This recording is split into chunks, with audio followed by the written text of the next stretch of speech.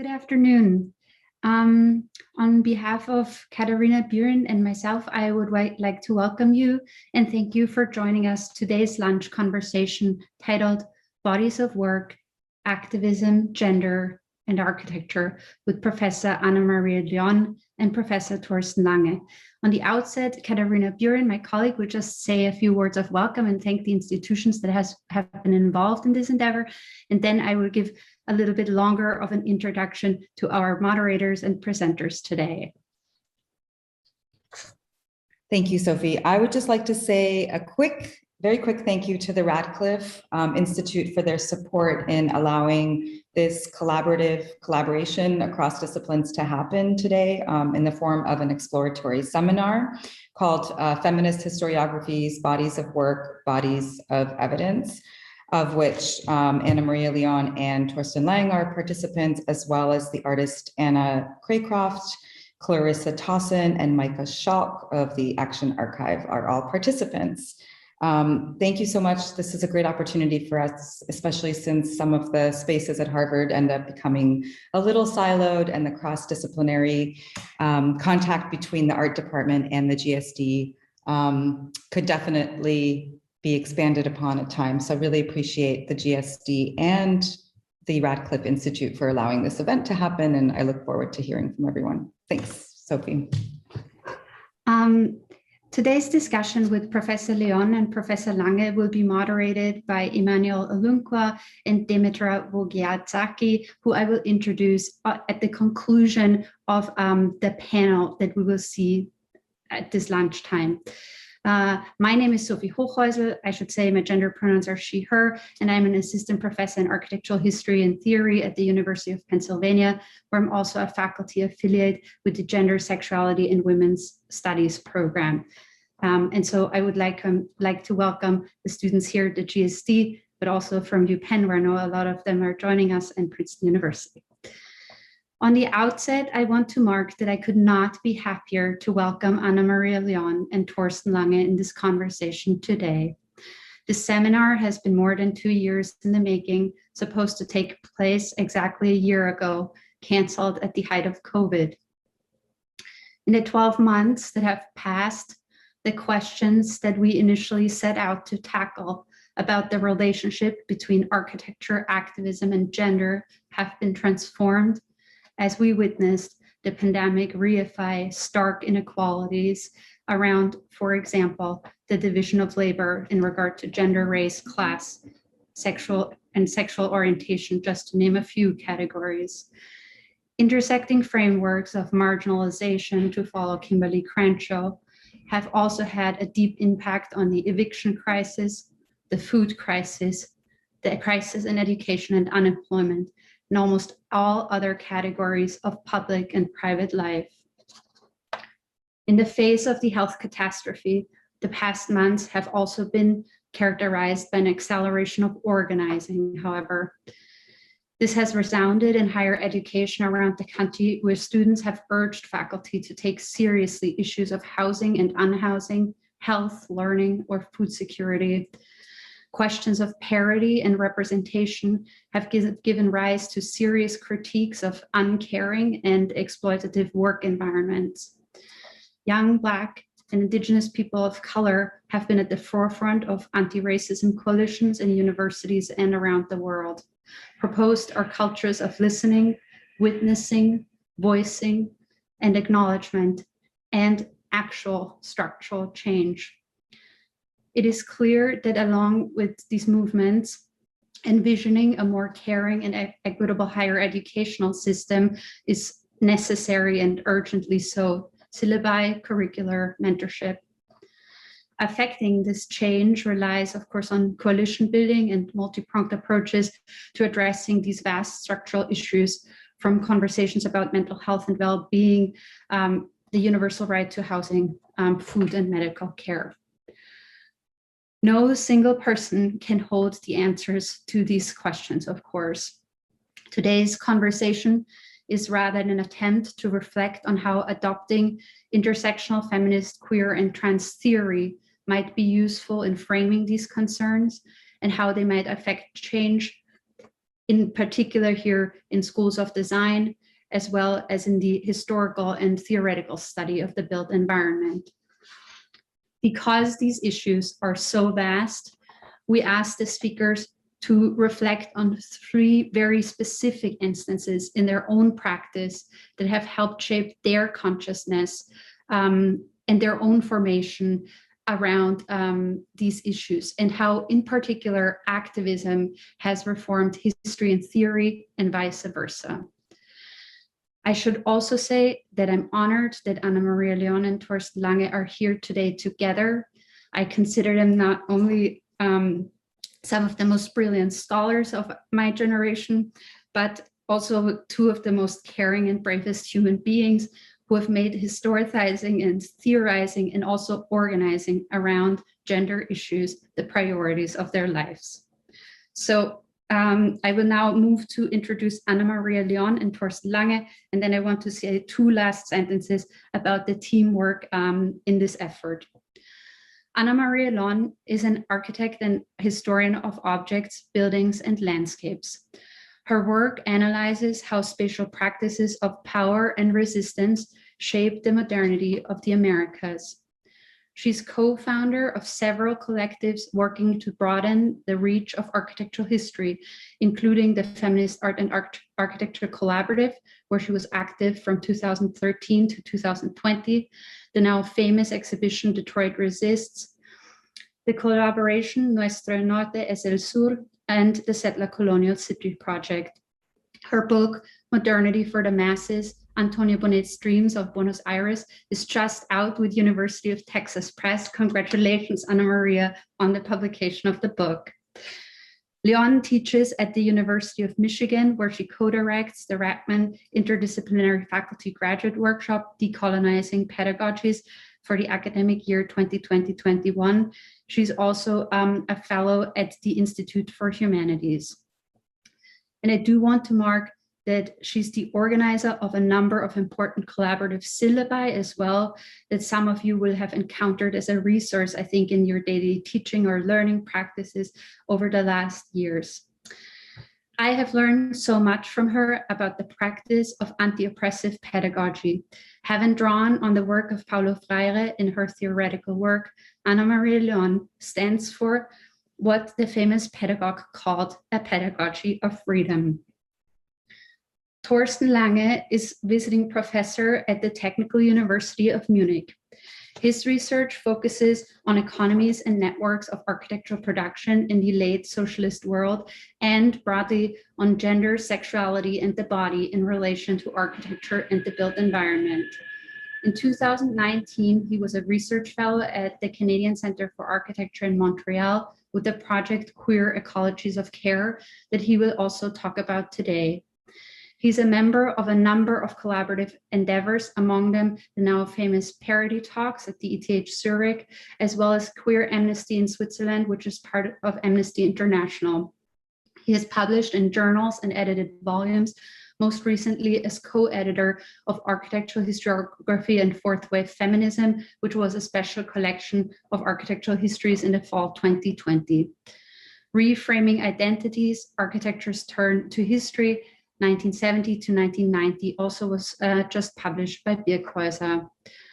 Torsten has substantially worked on architecture and urbanism during the AIDS/HIV crisis, and overall, he's interested in forms of making home and kinship, making what Michel Foucault once described as, quote, friendship as a way of life. Importantly, for me, Torsten carries the values he espouses to in scholarship and theory into the world, and I have learned a lot from him of what is needed both within but also beyond the classroom if we want to live in a more caring world. So last but not least, I also want to acknowledge the teamwork that this endeavor has precipitated, a collaboration between the Harvard GSD and the Radcliffe Institute for Advanced Study. And I would also like to thank our colleague, the artist Clarissa Thompson, who has substantially been involved in the planning of this event. Thank you to Sean O'Donnell, Wendy Froelich, and the Radcliffe Institute, as well as Paige Johnston, Kat Chavez, and Dean Whiting, who sends her regards to the panelists. She wasn't able to join because she has a really important meeting, I think, with the university president. Julia Sharp, who is a PhD student here at Harvard, has done tremendous work in shaping the final weeks of this conversation.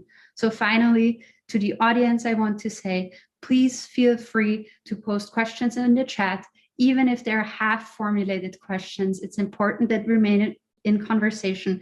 There's live captioning available. And now, please join me in welcoming Ana María León.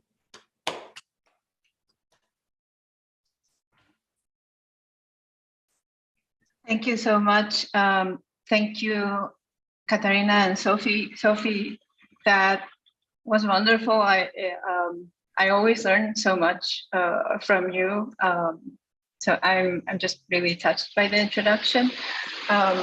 Before I forget, I want to thank Paige, Julia, Kat, Matthew, and thanks in advance to Emmanuel and Demetra, and of course Torsten. And I'm looking forward to this much waited and expected conversation. So I am speaking to you today from the land of the Huancavilca, in a territory that's ancestrally known as Sumpa, but belongs to present-day Ecuador. And as I live and labor in this land, I want to recognize the effects of colonialism. I want to recognize indigenous sovereignty, and I want to recognize the global struggle for decolonization. And I want to call upon you to research the populations of the lands in which you're situated right now, as well as the colonizing reach of populations and institutions that you may be related to. This statement, which is a land acknowledgement, can sometimes be done too quickly, too perfunctorily, and I use it to sort of frame the spirit of this talk today. It can be what Tuck and Yang discusses as settler move to innocence, which is something that's done without conceding power, without giving away anything, and as a way to foreclose conversations, end them, and in a way put a check mark, and you know, I did that, and thus I can forget about it. However, I think that acknowledgements can also be openings. They can open frameworks for conversations, for decolonizing conversations, and hopefully decolonizing actions. So they can be starting points rather than foreclosure. And it's this sort of double framing and double critical reflection on what we do is that I want to discuss these three actions in that spirit, in the spirit of imperfection, and in the spirit of self-criticality. So I'm going to show you one social media account, 3 Google Docs, and one workshop, but I'll point to other workshops that I have been involved to and helped in co-organizing. So the first thing I'm showing you is Feminist Wall. I started Feminist Wall. I think this is the biggest venue in which I admit that I am Feminist Wall. I started Feminist Wall in 2013. It started in a Facebook conversation. I was a PhD candidate at MIT. And after witnessing gender disparities in the lecture circuit and publications and faculty compositions, even in the presentation of websites of schools of architecture, this was a little bit in the air. I sort of vaguely remember that I had to go back and check, and this was the year of the Women in Design campaign at GSC, asking for the Pritzker to be given to Dennis Scott Brown. But it had been bubbling for a while, and I had written a blog post some years before, impatient with the status of women in architecture. And I was also impatient about the contrast between sort of supposedly innovative traits in contemporary architecture, the contrast between sort of this supposed innovation and progressiveness with its really sort of retrograde, misogynistic practices, not only against women, but against the generally progressive collective ethos. So this was not a planned action. It sort of sparked in the sort of social media conversation. And someone said, I think it was Ana Maria Meister, sorry, how do you? She said, we should do this. We should do a wall, a feminist wall. We should post these radios. We should sort of post, we were just angry. So it wasn't a planned thing. And I said, okay, I'll just do it. Let's do it. Let's put this wall. And there was no reflection. I'm offering you the reflection, I guess, now, and the problems it sparked. So it was sparked as a collective project. It was a conversation of many people, but I ended up sort of running this little website, and it really depended on anonymity and collectivity, because folks send Feminist Wall emails, and they send them from a very vulnerable space. And mostly they said, please don't say it's me, but my institution is doing this, right? So the anonymity was part of its success, because folks, there was an empowering to the anonymity, where I found out later that big institutions were a little upset that they were being called on, and there was this power to social media that you could easily tag people and call on them. But it was, of course, incredibly problematic, right? And it continues to be, and I've changed the sort of disclaimer statement many times. I see that the last time was 2018. I tried to change it before this talk. I realized I have forgotten how to use Tumblr, so I can't change it anymore. So now here it is for posterity, my sort of 2018 position, which I already have problems with. But it made a, so why was it problematic? It made a point of singling out, one good choice was that it made a point of singling out males rather than counting females. So it ends up being a good way of not thinking about a binary, but a male, not male, in a way which centers the male, but it opens up the space for all the other genders on the other side. But one thing at the same time, it hints at a binary, and this is complicated in a fast and strong evolution of a discourse on gender fluidity that we have had in the past few years. Not that, it has sort of raised, I would say, specifically to the awareness of architects, which have been sort of a little bit behind in this conversation. One valid point that I think Feminist Wall made was the idea of promoting multiple voices, and that promoting multiple voices is ultimately a matter of content, of ideas, that more difference included, more diverse populations bring in different ideas, and different points of view allow us to state problems more precisely, create more nuanced dialogue with different points of view, which results in better design. So I oscillate, and this problem of representation versus the need to act is I think, the main argument in this presentation.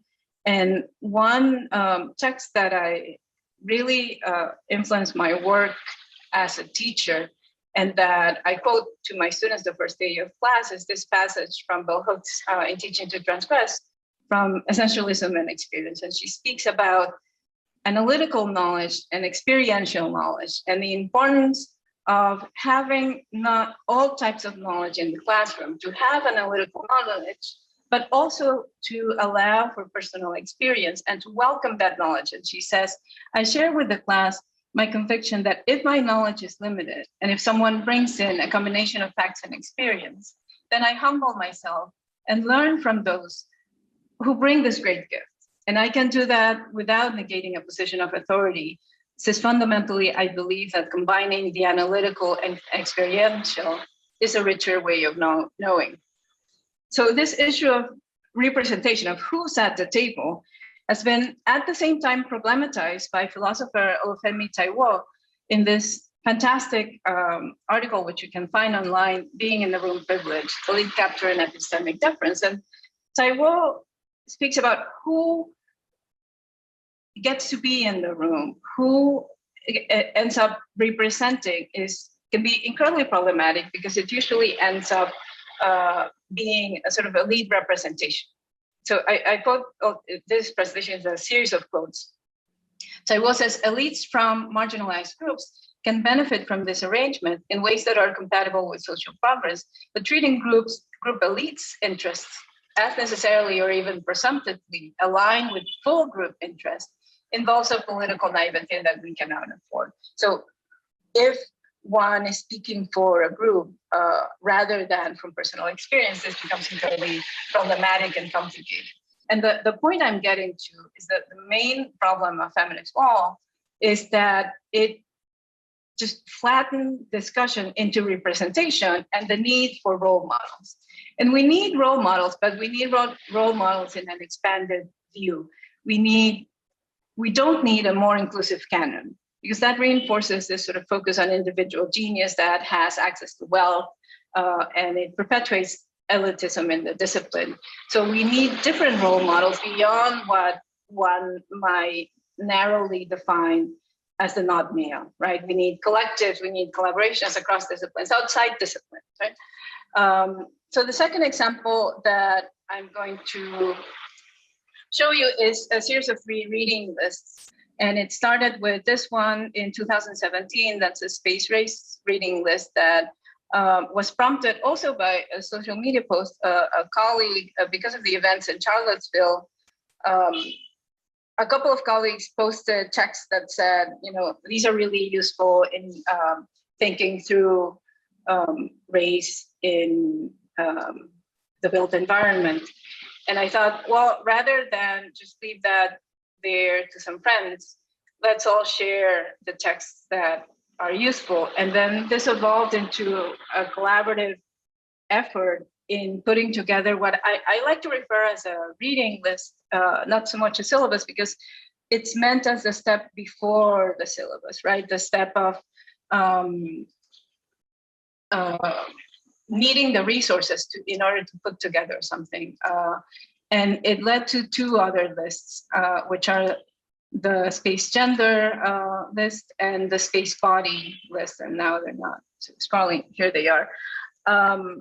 And what I would like to sort of highlight about these is that, of course, they started overlapping and cross-referencing, because you can't speak about race without thinking about gendered experiences of race. And you can't speak about gender without thinking about racialized experiences of gender. So again, Sophie already brought up Kimberly Crenshaw, but the friction that I see in those overlaps and cross-references between these 3 lists, I think is the key point of political intervention. And here I'm referring to the Combahee River Collective statement. If Black women were free, it would mean that everyone else would have to be free, since our freedom would necessitate the destruction of all systems of oppression. So yes, it's important to pay attention to all these different identities, race, gender, body ability, class, that are mobilized to produce otherness. But at the same time, we have to be aware that these projects are often in tension with each other, right? Intersectionality is not additive. It means paying attention to the multiple ways in which these different identities overlap and create different experiences. And the challenge is to navigate these tensions, being mindful of the most vulnerable populations. So the final, I want to be mindful of time. The final example that I wanted to show is a series of workshops that I started to be involved in at the prompting and funding of the Global Architectural History Teaching Collaborative, which I am a part of. And they dedicated funding for teacher-to-teacher workshops, and all these have been done collaboratively as part of big groups. And I want to only one of them was expressly sort of feminist, which I co-organized with FAG. Strangely enough, most of them were majority female, right? So I want to, I don't know, I just wanted to note that and then just highlight one of them, which was last summer, and I co-organized this workshop with Irene Chang, Charles Davis, II, Gia Yigu, and Mabel O. Wilson, and it was on anti-racism in architectural history. And I sort of feminist walled the workshop, and I found that it was 7 out of 25 were male, and 6 out of 25 were white, self-identifying, right? And I bring up sort of these ratios to think about the sort of importance of holding both these statements that are in tension with each other, the importance of representation, while at the same time not representation without speaking for, but speaking with. That's one statement. And the other is the importance of acting, even when we are acting with, but not for. What do I mean with that? Right?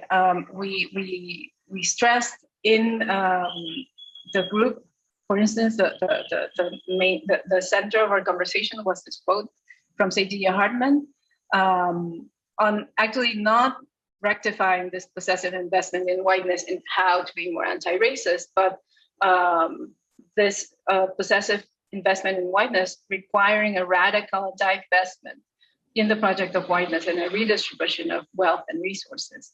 And it ultimately requiring abolition, the abolition of the carceral world and the abolition of capitalism, a remaking of the social order, and nothing short of that is going to make a difference. So I sort of,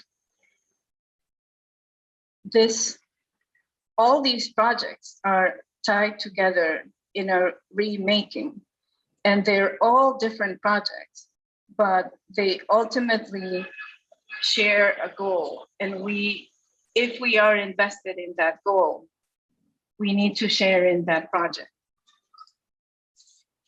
I'm almost done with my quote and I'm out of time. So I'm just gonna say quickly, this to me delved in Bell Hooks quoting Paulo Freire, who discusses his role as a white male and the importance of other groups accepting that if he's going to make a contribution, he has a duty and a right to participate in the transformation of the society. So even though he's not a woman, even though he's white, he has a commitment to participate in the feminist transformation of society, and the anti-racist, being against racism in a radical way, means standing with, right?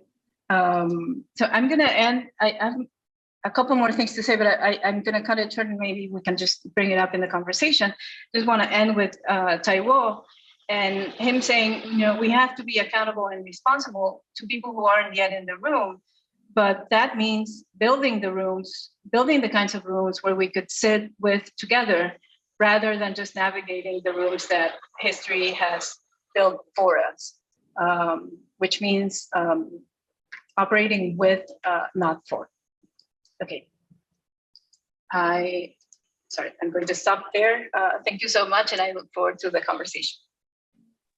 Okay, thank you, Ana Maria, for this really beautiful talk. And also, thank you most of all for all that work, which I think is so important.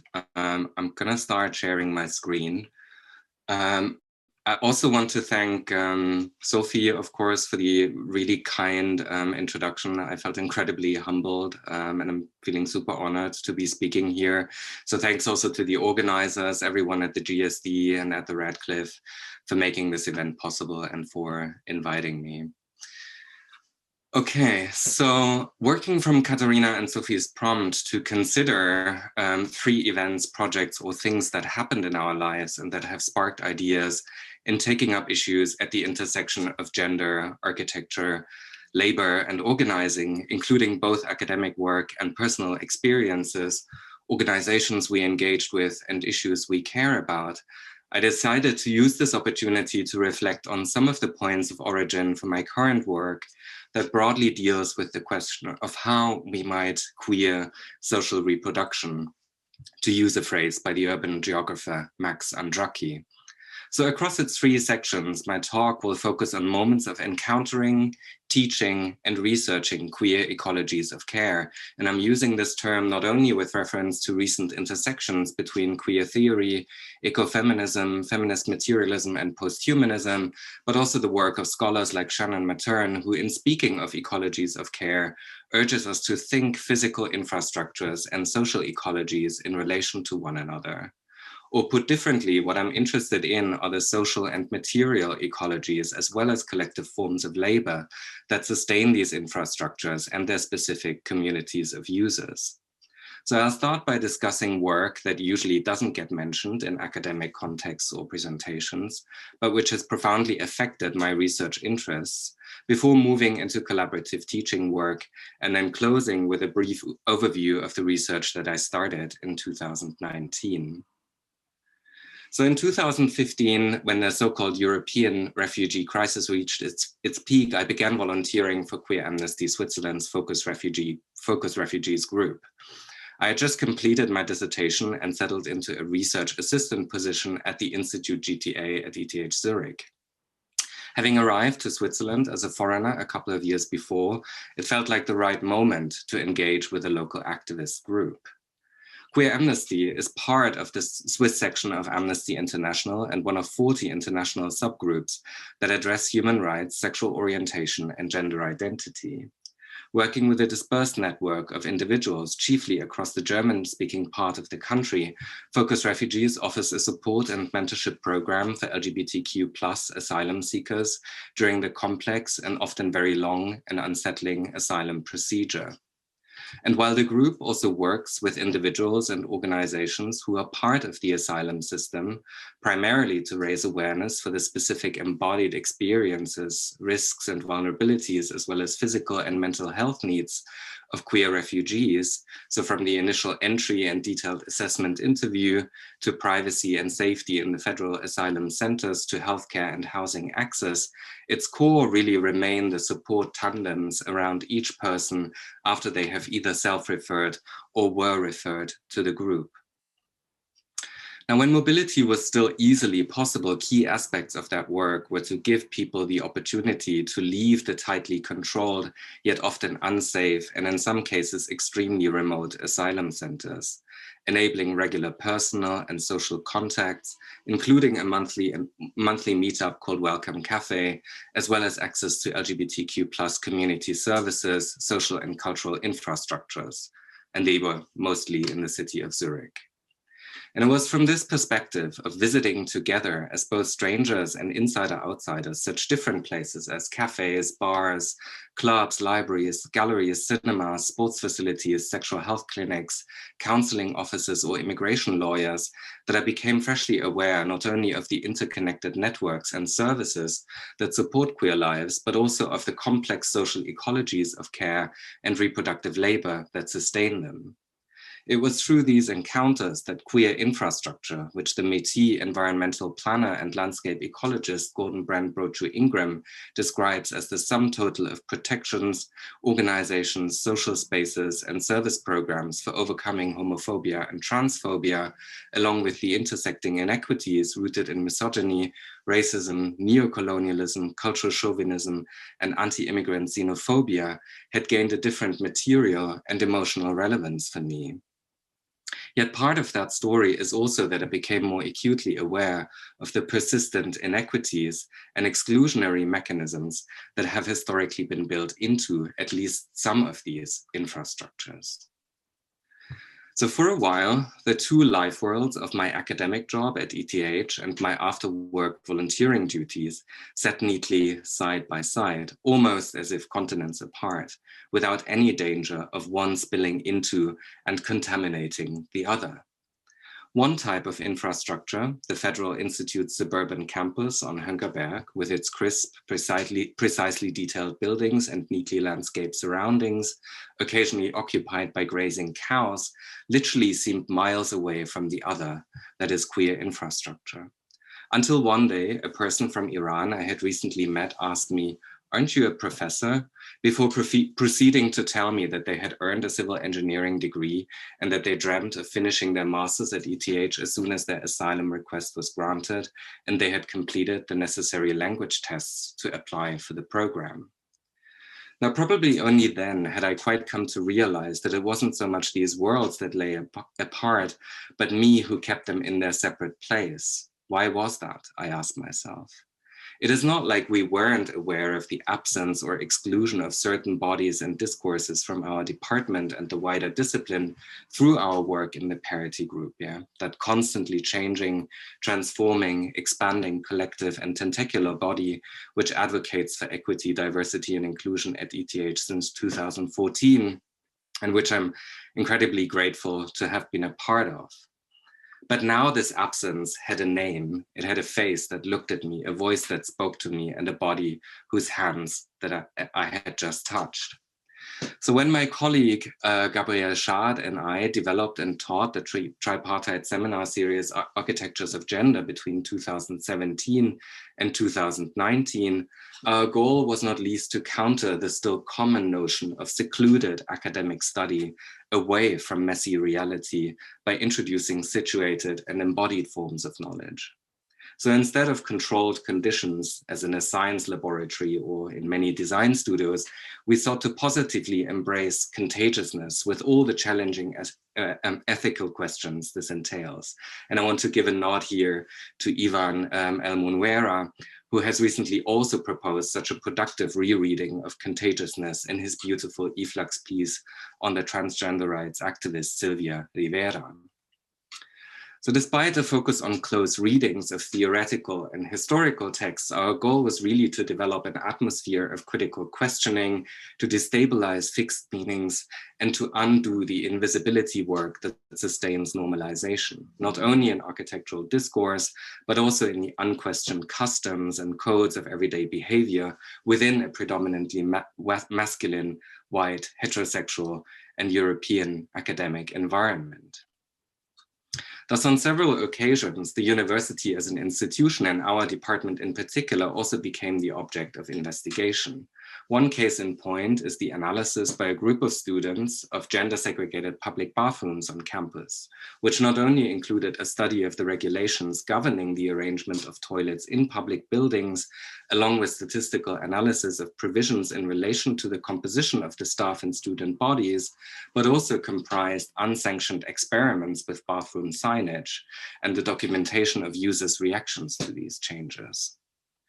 Another example would be the mapping of maintenance regimes and actors in the architecture faculty building as part of our seminar on care work. And as much as we could, we also sought to forge connections to people and organizations invested in building safe and inclusive spaces away from the university and other institutions in order to connect classroom readings and discussions to situations on the ground.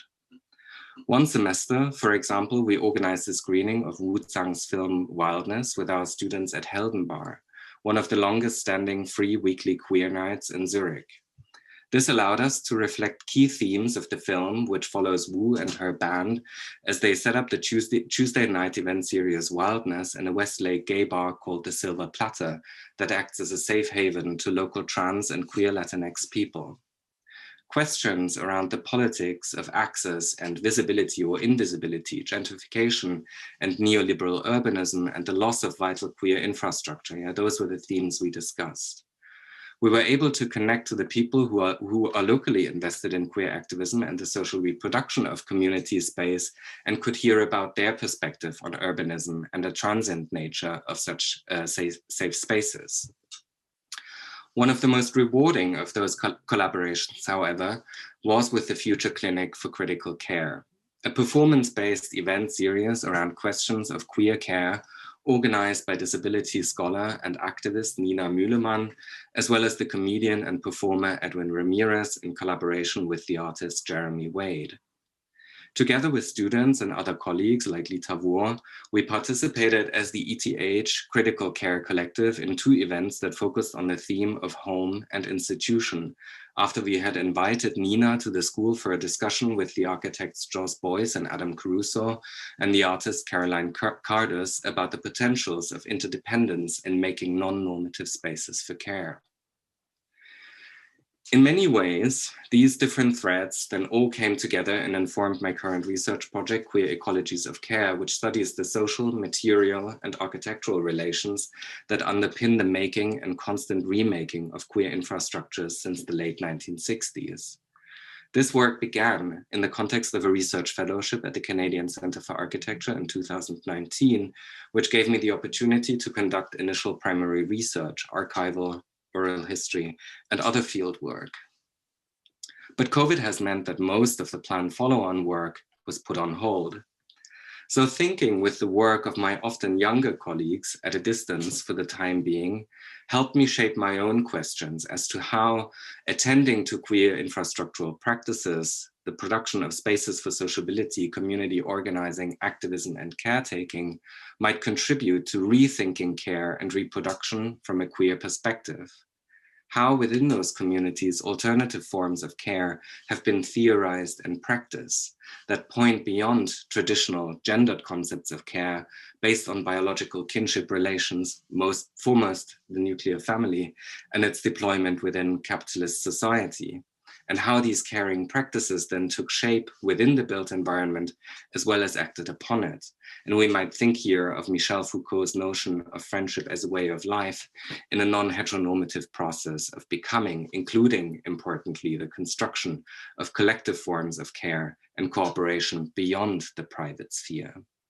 And just to speak to these images, one of the episodes that I'm looking at in this project concerns the activities of a group of friends, lovers, buddies around the Italian-born architect, artist, and activist Amerigo Maras, who died in 2000 from AIDS-related complications, and their efforts in setting up in the early 1970s an open space that rejected the dominant logics of artistic production and consumption. And what's important to me here are the ways these activities were entangled with other collective practices, such as the editorial of the body politic that in its early years operated out of a small garden shed behind the communally occupied house of Maras and his friends.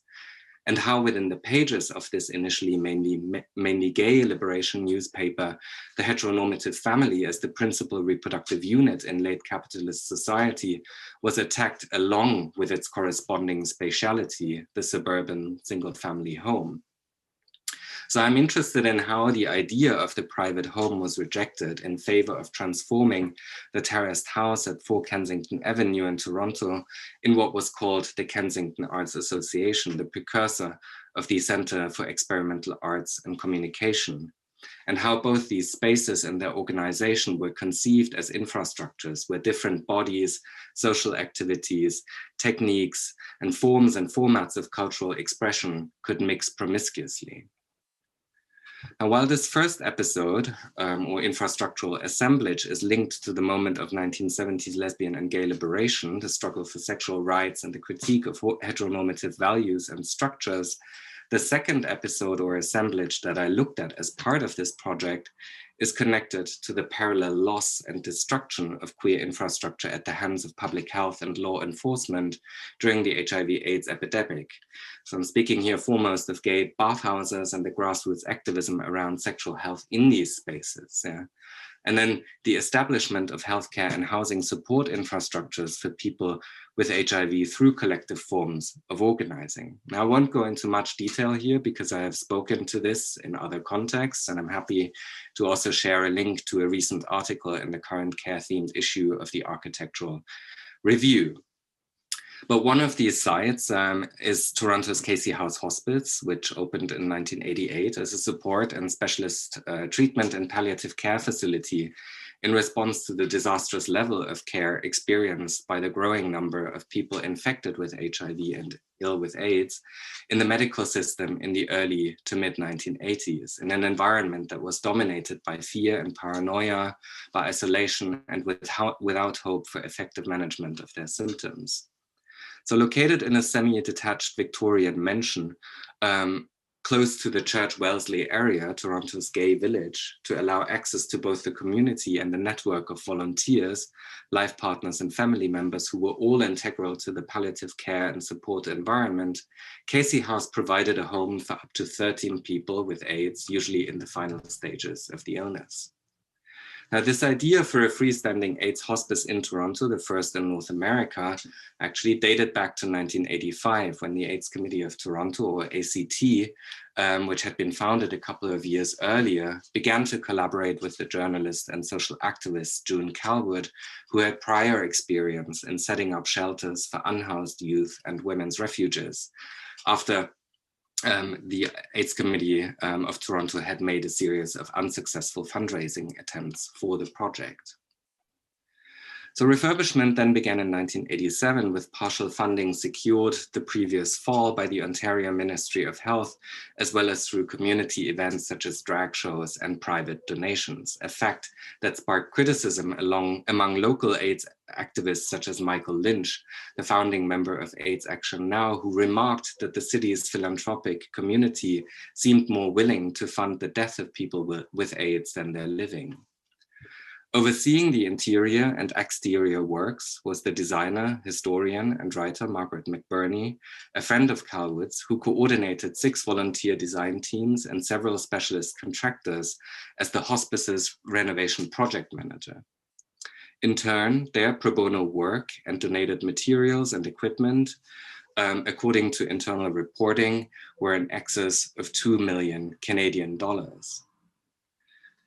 Yet Casey House's limited capacity due to spatial and logistical constraints meant that its model of support, specialist treatment, and palliative care was not generally available.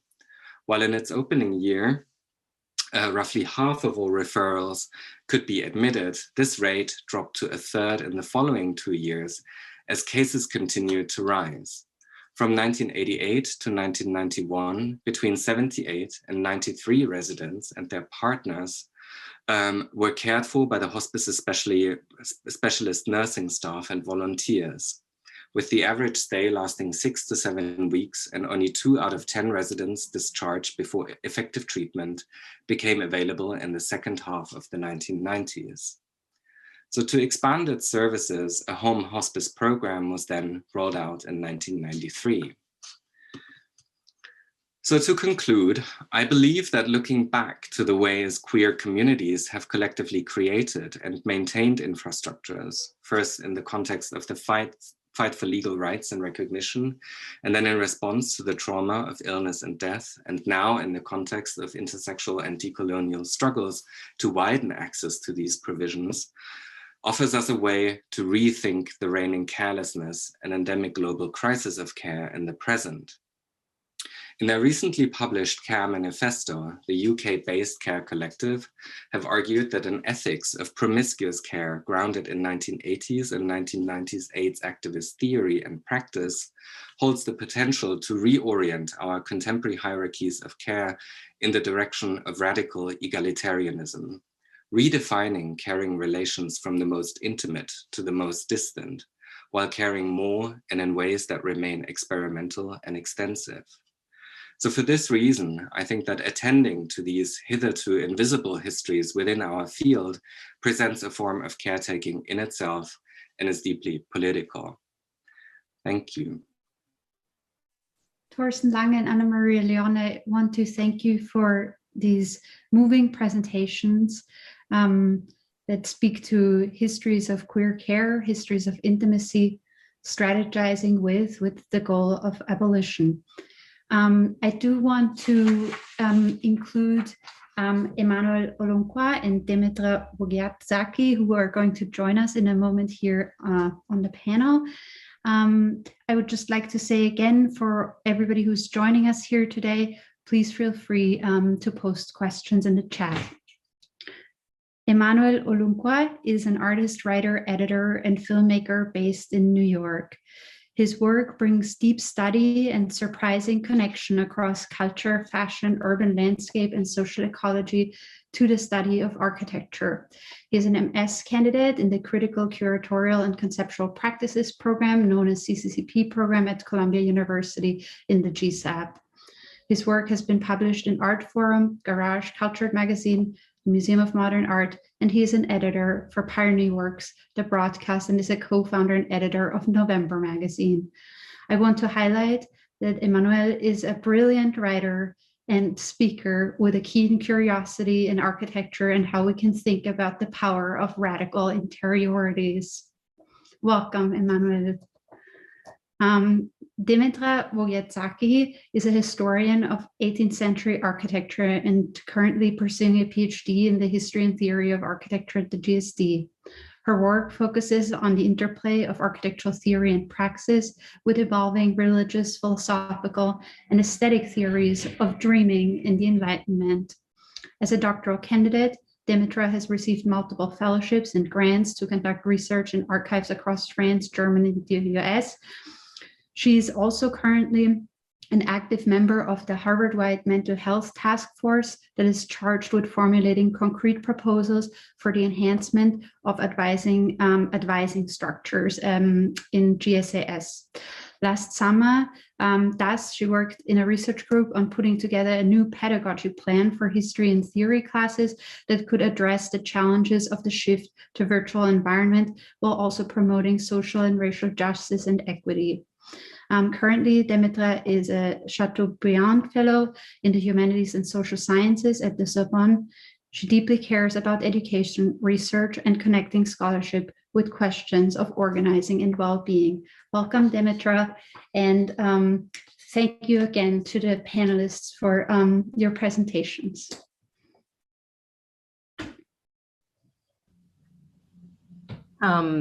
Thank you so much. Thank you so much, Sophie, for this generous introduction. Hi, Emmanuel.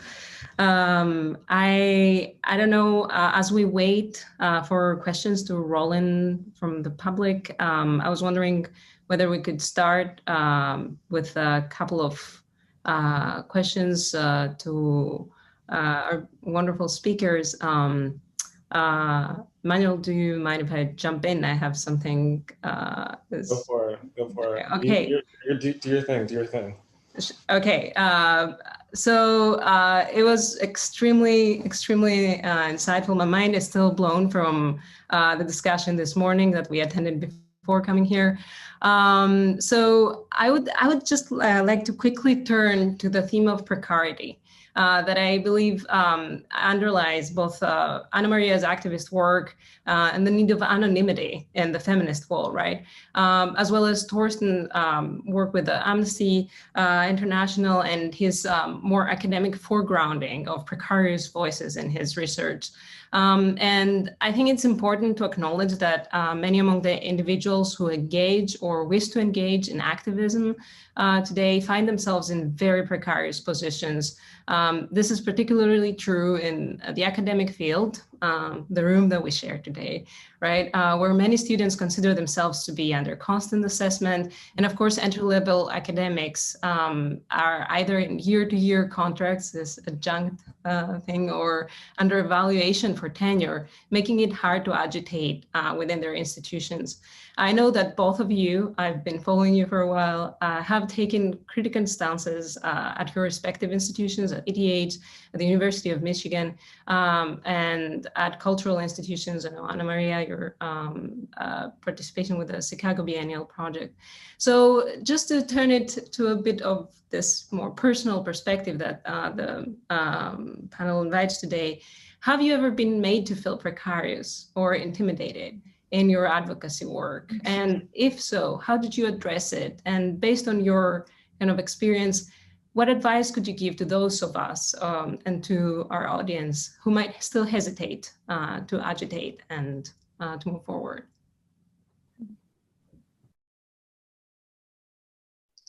Sure. Thank you, Demetra. I love that question. I think it puts priorities in the right place. I think, first of all, I'd like to say I don't consider myself an activist because I I work with, I work when pre-pandemic at 40 minutes from Detroit. So having those activists there on the ground and being witness to their work, I don't feel I can claim that title. 2 examples. I think it's one feels one's vulnerability when speaking truth to power. That's why Feminist Wall started. It's useless now. That's why I'm talking about it, right? I feel the project is sort of ended, but right now it's in suspense. But it needed to be anonymous or semi-anonymous in order to work and to have some power. But then it allowed me, or us, the us of the collective that wanted to speak up, to claim power we didn't feel we have. Whenever you speak truth to power, you're going to make folks mad. One may close some avenues of work. It certainly has closed some doors very precisely in my career, but I have decided that those doors I don't care for. So I think it's a political decision. It has been like a physical threat, a little bit. I think it here, my identity as a woman of color overlapped with the content of a course I was teaching. So I had pre-pandemic times, I had 2 white supremacists invade my classroom, film me, and sort of film themselves with hats, those red hats that we used to see a lot, and are still a little bit around, and made sort of good gestures. Honestly, I think these gestures come from a space of cowardliness. And I grew up in Ecuador, so hopefully this is not tempting or calling out any further attacks.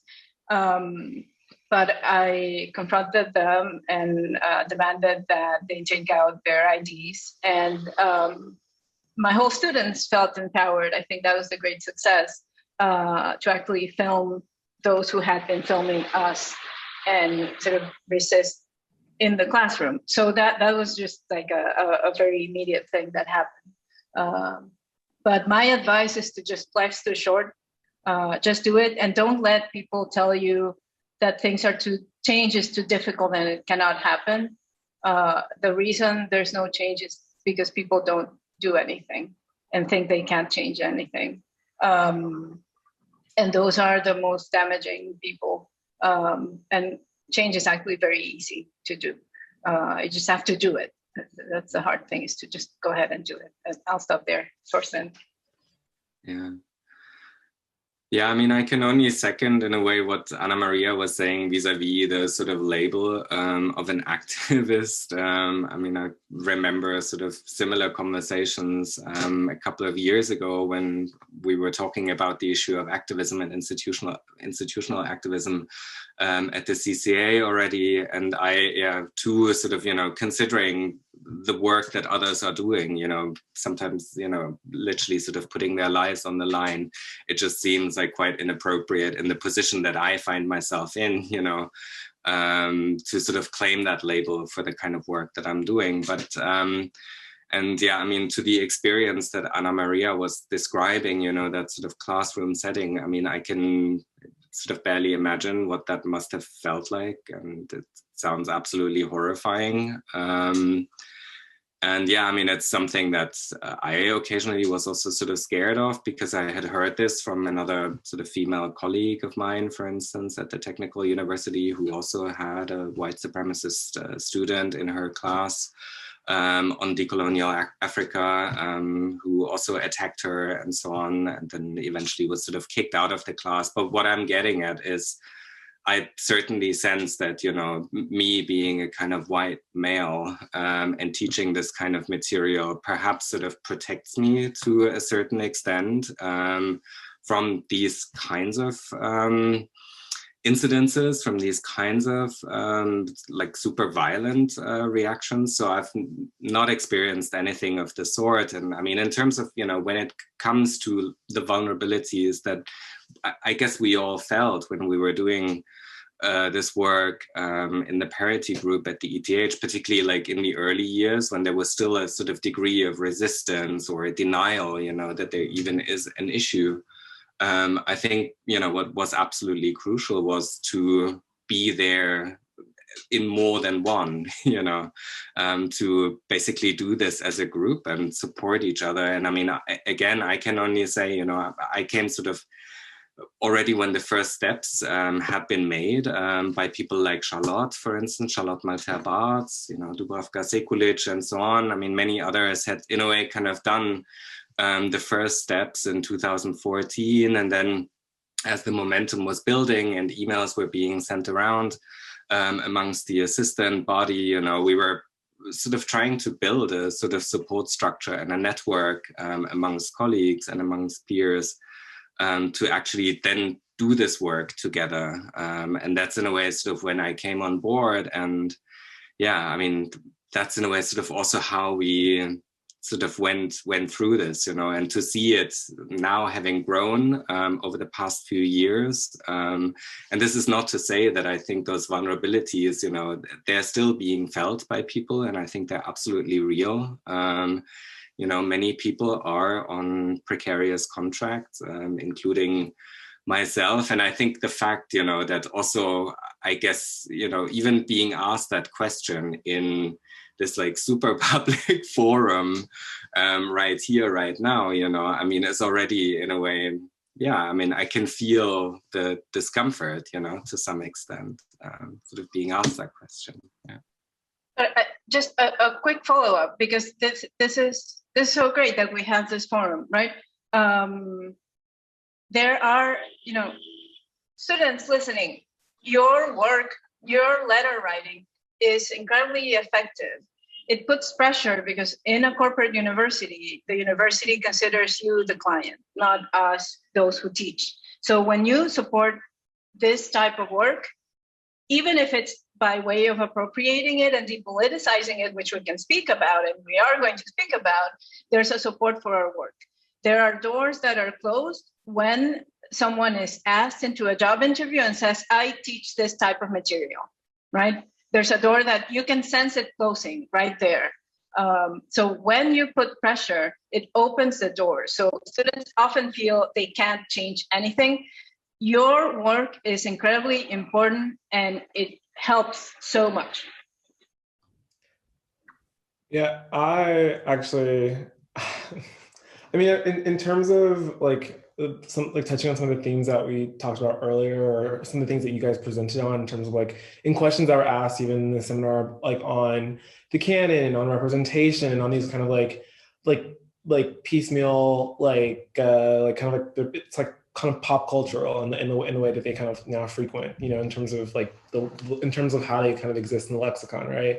But if we are to think about the archive, if we are to think about representation in actually activism work, and per our conversation that we were having, or the conversation that we had earlier on Berenice Abbott, like I think like so much of language is like so co-opted. It's a matter of like our understanding and our relationship to language. Like, what if you're doing activism work? What if you're doing wake work? You're not actually privy to what it is that you're doing. And I think so much of how we kind of posit culture, posit work, posit activism, writ large, is in describing it. And I think that like sometimes like the work just needs to be the work.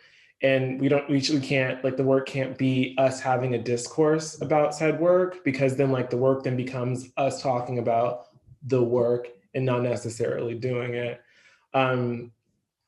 So I want to talk about the work.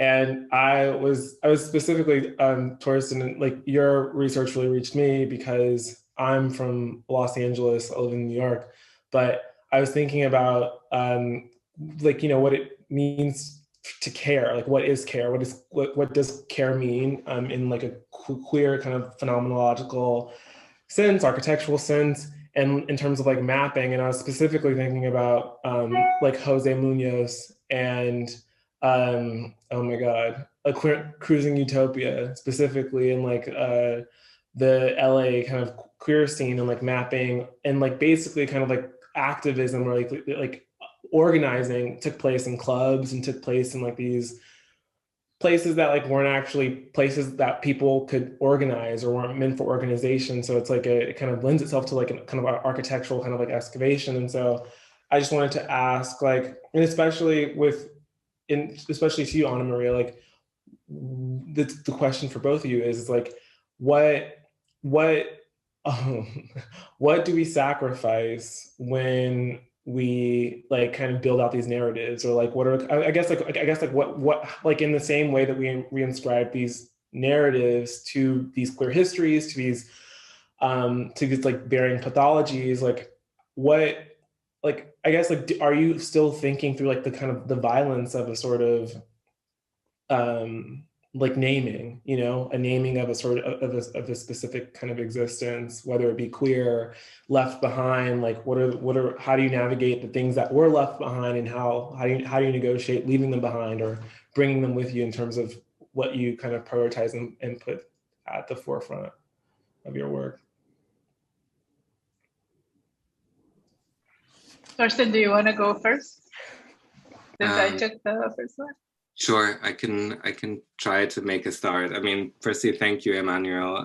It's a really important question, and it's a question that I sort of constantly grapple with in a way, you know, this kind of talking about the work versus doing the work. And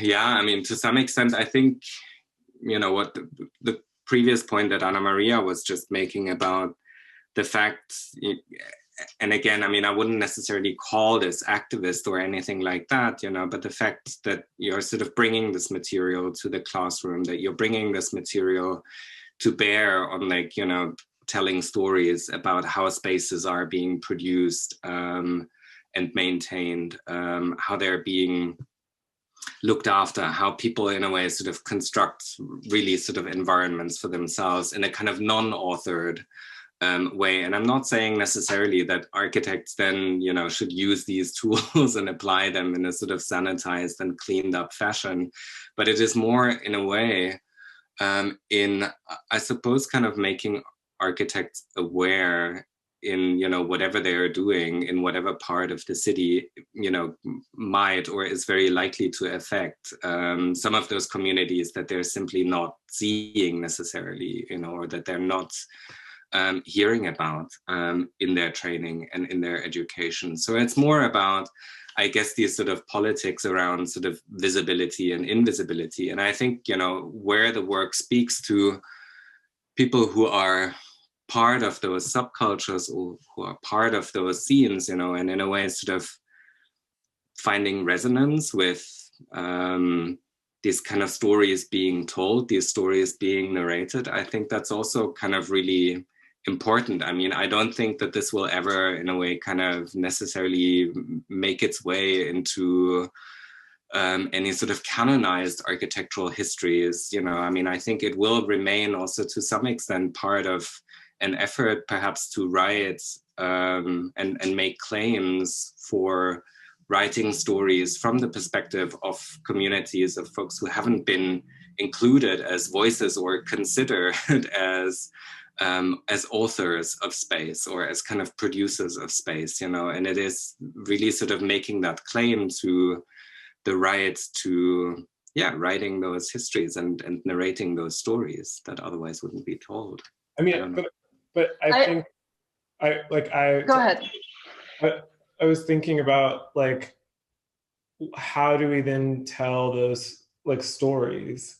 You know, like if we're using the same language to combat these histories, then, like, where does that history, like, how does that history, like, how do we kind of remain in, like, kind of perpetually remain in a space of opposition? Like, that's really, like, what I'm thinking about in terms of, like, language and using the language that we're actively trying to defy and these structures that we're actually trying to defy. Like, how do we reinvent? I mean, like, how do we reinvent or like reimagine rather, like these spaces with like, you know, how do we create new spaces without using new language is really the question. Emmanuel, but we're all big fans of Audre Lorde here, and we're not going to use the master's tools, right? So first of all, second, I'm not an activist, but I do think teaching is a side of political struggle. Teaching is political, and what I choose to teach may not necessarily be towards the construction of a canon. It may just be about the revealing of histories. What histories you tell, we're using the same language, but we can use, Sarah Ahmed has spoken powerfully about the importance of who you quote, who you cite, and what texts you use.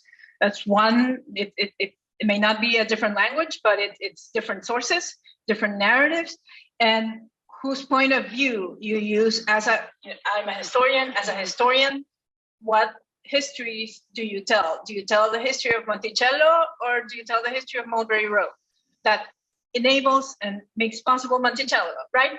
So, and do you tell the history of fugitivity and spaces of resistance that also existed and are also part of that history, right? So it's what you choose to teach is part of what both, these all these identities that I am part of. I'm a historian, but I'm also a teacher, and I'm a researcher, and I'm a practitioner of sorts, and they all inform each other. What I teach opens up new avenues of research, and my research is also sort of becomes part of my teaching, and sometimes I do something, right? So this is all related, but it's all shares a politics, right? And it's a politics of not telling the histories of Eurocentric white supremacy, basically, but histories of resistance. And once you open that up, then I give its due to the problem of sort of reconfiguring the canon, just like picking up one of the questions from the Q&A. But I don't think keeping that word in, as part of our vocabulary is that useful. I think it's about what histories we want to think about, and research, teach, excavate. Ana Maria, I thank you for this very to the point, comment. I think we should turn to the questions from the Q&A, and there is one that just came in from Professor Antoine Picon. He's a professor here at the GSD. And I think it kind of, you answered this question, but let's try to dig a little bit deeper. So Professor Picon says, thank you for your two wonderful presentations. Following the Q&A thread, a question to Ana María León, that's why I'm just putting it here. If we dispense with any kind of canon, and you just use the word, which criteria should we mobilize instead to choose the historical examples that we present to students? That's the question. I know you kind of touched upon it, just to go a little bit deeper. And of course, Torsten. Thank you, Antoine, for that question. I'm interested in thinking about how random and irrational the canon might be that it's not random and irrational, but it depends on capital. It depends on factors that we conceal, that ideology conceals, right? So peeling away those factors, we realize that we have constructed a canon that's heavily reliant on the history of a particular set of forms that are associated with a particular type of, a geography and a narrative and a culture. And there's no reason why we should choose that narrative and not think of other narratives. So we have decided to assign to that, that genealogy an importance. And I understand why, but I want to sort of highlight how maybe almost, the ideology behind those choices and the alternative of looking at other choices, saying, well, this is a narrative that is based on form and capital and empire, and here are other narratives that are also important, that may be related to function, may be related to specific groups. So here are several narratives to understand how space, the built environment, is produced. We are never going to be able to tell all the narratives, but let's give students the criteria to decide on their own which narratives they want to pay attention to. It's a scary move. I mean, well, it makes me think of like Sylvia Wynter, and just like thinking about like dream work, thinking about like, I think ultimately like when you're speaking about the canon, and it's less about, I mean, there's like these systems, these infrastructures, these structures are inherently like violent. There's a violence to them, there's a violence to the language, and there are these gaps or whatever, and that, you know, constantly perpetuated. But really, I think when I hear you talking about the canon, like what I extract is this desire to kind of present people with the opportunity to like imagine, like this, like leaving space to imagine these new narratives, like presenting an information, but like knowing that there's like these like alternate realities, like alternate routes or paths forward. Yeah, I think what you said, Emmanuel, is really key, and also what Anna Maria was saying earlier. No? I mean, the fact that in a way we can talk about the canon, or we can talk about certain buildings that are part, or, you know, architects, figures that are part of these canonized histories, but we can also point to the fact that the sort of linearity of this construction, you know, the sort of kind of teleological arguments that are being made and so on, and these kind of overarching stories of like, I don't know, rise and decline of certain styles and so on, that these are in a way sort of heavily reliant on kind of, you know, narrative construction in a way. And I mean, in history, I think that debate has been sort of held, or it seems like it's sort of a long time ago, but in architectural history, I mean, I think it is also partly there, but it's not necessarily, particularly like in the undergraduate programs, right, where you're basically forced to teach sort of what's considered like, I don't know, the 350 sort of most important buildings in architectural history or something, you know, to create this sort of baseline that then everyone is expected to kind of work from, you know, that, yeah, I'm always sort of finding that notion somewhat problematic, but I can also understand sort of where it comes from and why it's necessary. But I still feel that it's not necessary, right? It's not necessary. It comes from a tradition of art history of having a roster of master works. It's a white supremacist Eurocentric convention. It comes from that place. And maybe some of us are forced to teach it, right? I'm not, but I understand that some folks are forced to teach it. So they can teach it in a different way, right? Yeah. Then you can say, okay, I'm going to teach Monticello by teaching Aubrey Rowe. Or if you're like me, I'm not forced to teach it, so I don't teach it. I think it's a scary move, and that's what I mean when I say I see how doors are closed, right? Because particularly many practicing architects, when they interview you, you say, well, I'm not interested. My students resent being taught Le Corbusier. And that's really scary if your historian is not going to do their job and teach the roster of starchitects so that the aspiring starchitects will know what to aspire to, right? If you're not doing that job, then you're not playing your game in the sort of architecture school game, right? And if you're not going to play your role in that game, then you're not going to be hired. I would like to go back to a question that came earlier in the Q&A, just to restitch the narrative also around gender. And there is something that we perhaps haven't touched very explicitly to this point. So Lee Palace, I hope I'm pronouncing that correctly, asks, how does the theory, and I guess that refers back to Torsten's presentation, of contagion work with or against the transphobic framework of rapid onset gender dysphoria? do you have any advice on how architecture education can carefully engage with, and that links back to how we open up the canon, right? Carefully engage with trans thought or artwork without devolving into representation as fetishization. And of course, this is specific to the topic of trans representation, but it can also, like the question of fetishization, can open up to the other thematics. So I guess Torsten might go first in this one, or Ana Maria, I don't know, whoever is more ready to jump in.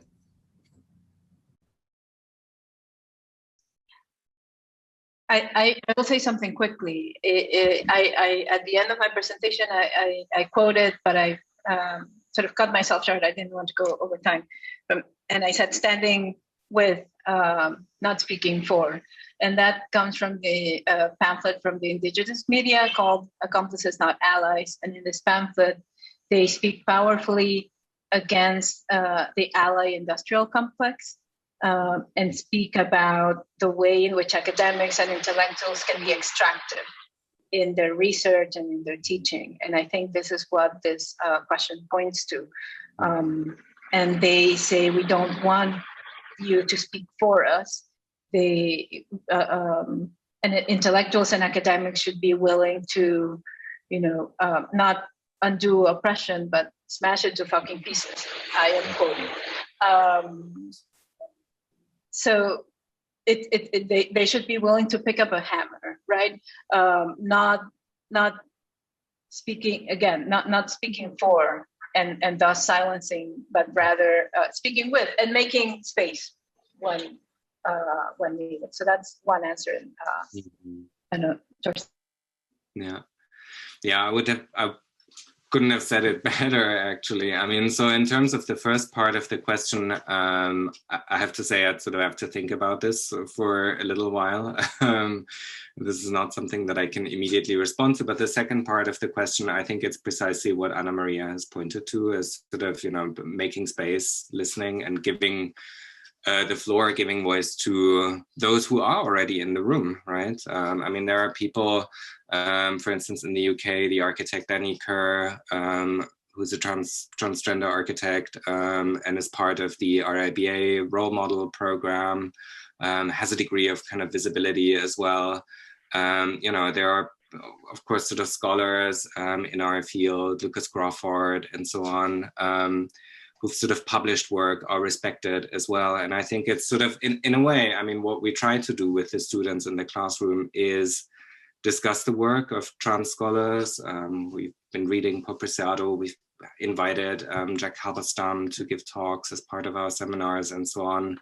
But, I mean, I can't speak to that experience. And it's not about sort of speaking for that experience either. It's really about sort of, in a way, making a room.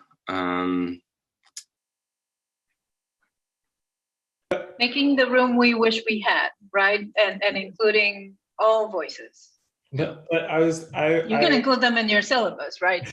But I was thinking about just in terms of like being a marginalized person, right? Like I think like this is one side of the conversation, just in terms of like what happens when like representation is co-opted, right? And in terms of like how these like when we talk about like transness, like are we talking like what are we like? I think that there's a general lack of specificity around these actual conversations that continue to fail, like actually naming what it actually means, because I think that there are so many things that I've read, sometimes by straight white men who that like are very queer in terms of like how they map on these concepts, right? And so it's like it's complicated because on one hand, like representation by default can like land on some sort of fetish because it's only being presented as this like alternate, like as an alternative. It's like not actually like kind of the mainstay. So I think that like if we get into it, can it ever leave the space of fetish if it's always other? Do you know what I mean? And I think that a way to kind of supersede and kind of evade that is by citing, because like you're citing it and contextualizing it in this larger body of work, and it's not it's like I think it's like again, to just get back to this question of specificity, like how do we, I mean, or to put it simply, like how do we evade fetish in like academia and in terms of how we like kind of negotiate the type of work that we prioritize.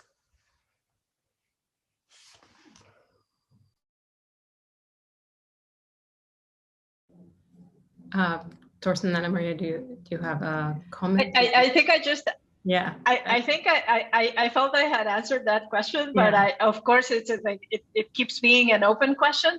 But just to sort of rephrase, I think it's just speaking with, not for, and making space, right? And that's what I can do from my position. A follow-up to speaking with and to what you beautifully pointed out in your presentation as through Bell Hook's positioning of this soft or caring authority. I'm using care in the way that Torsten brought it up. I was wondering about, and you know, because we've discussed it a little bit before, mentorship. What role mentorship plays in your academic presence? It's something different from building a different curriculum or teaching, bringing in topics in the discussion. How do you see mentoring and mentorship in your practice? Do you allocate time for that? Has it been useful for your formation, your perspective, and your perseverance in the field? Thank you, Demetra. That's a beautiful question, and I would say in you know, two things come to mind. One is that I didn't realize. First of all, I did my PhD at MIT in Cambridge, which is a little sort of academic bubble, and I was sort of informed when I arrived at Michigan that I was a woman of color, right? I think like, because in Cambridge, those things were a little blurred, and we could pretend that they didn't matter. Sometimes, not always, but mostly. But it's very different in Michigan. And I realized how important it was that I was there, that I was teaching, because my students told me. Because my students told me, you are the first woman of color that I have as a teacher. In 2000, like teens, right? Amazing. You are the first time I have a teacher who is not white. And that was surprising to me because I am from Ecuador, and in Ecuador, some people think they're white, but most people are not white, right?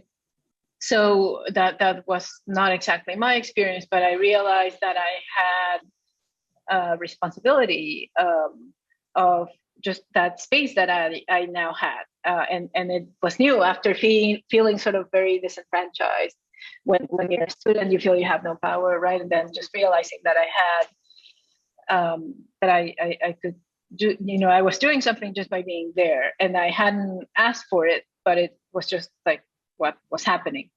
So I realized that was very important, and I should sort of hold that space and the value it had.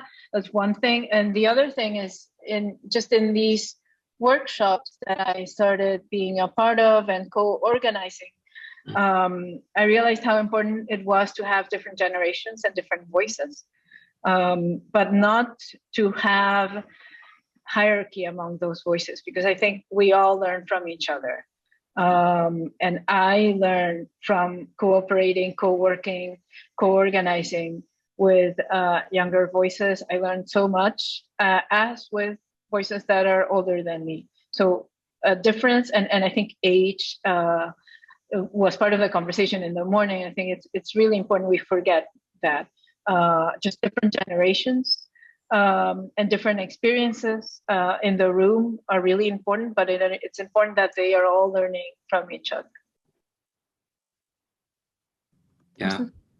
Yeah, I mean, Demetra, maybe to speak to the other part of your question, sort of what role kind of mentorship played in sort of our formation or my formation in particular. I mean, I can only say that, you know, without mentorship, without the support and, you know, ongoing support, long-term support of people, I wouldn't be here, you know, I wouldn't be in the place that I am right now. And this already started during my sort of undergraduate, graduate study. But then, I mean, particularly like when I think of my PhD and the amount of times that I thought, you know, that I basically have to give up, you know, I can't do this. I'm not sort of worthy of being here. You know, I mean, the experience of kind of continuous sort of imposter syndrome, you know, also the fact that in a way, when you come from a sort of what's called non-traditional background, you know, where neither of your parents have studied before, and there is just simply like nothing to go on, you know, nothing to build on, and you're sort of really like taking every step on your own, and like even simple tasks, you know, that's to certain people just seem like so easy to, I don't know, navigate like conferences or to navigate funding structures and so on, you know, down to job interviews, all of that, you know, I mean, without the help of people like Jane Randell in my case, for instance, at the Bartlett, or Peg Ross, you know, like fantastic colleagues that have been around and helped. I don't think I would be where I am right now. So I also, like, from that experience, I feel absolutely committed to sort of doing that, you know, and making a space also for others to follow. It's really because of that. Torsten, I can't explain how close to home your words feel, and a big shout out to Jane and Peg. They're amazing academics. I happen to had some experiences with them. We have a few remaining minutes, so I wanted to perhaps bring everyone back to the discussion. Maybe Sophie and Katarina would like to jump in and see if there are any final thoughts or comments, something that we didn't address. Hi, Sophie. Hi. I think I do want to say that we have a few more questions in the chat, and I at least want to read two of them. I was told we have no more time to answer them, but I want to read them because I think they're important as we go kind of into the afternoon and to think about them in the long run. Tabia Nixdorf asks, thank you, Emmanuel. I think you hit such a good point in your last comment. I share your question of how to radically queer methodologies within academia. For example, the politics of paper writing and later article writing. How can we escape the logic of neutrality and objectivity or collective authorship? Another question that was asked by Valérie Lechner was, how can an information architecture support building the intersectional coalition necessary to the project of decolonization and abolishing capitalism?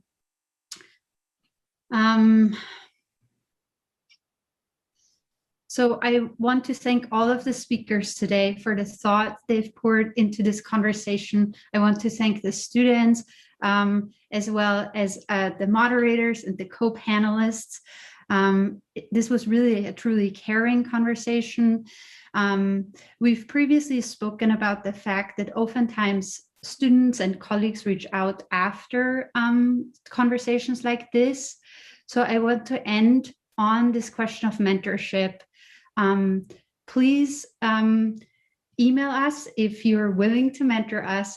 Please email us if you are seeking mentors.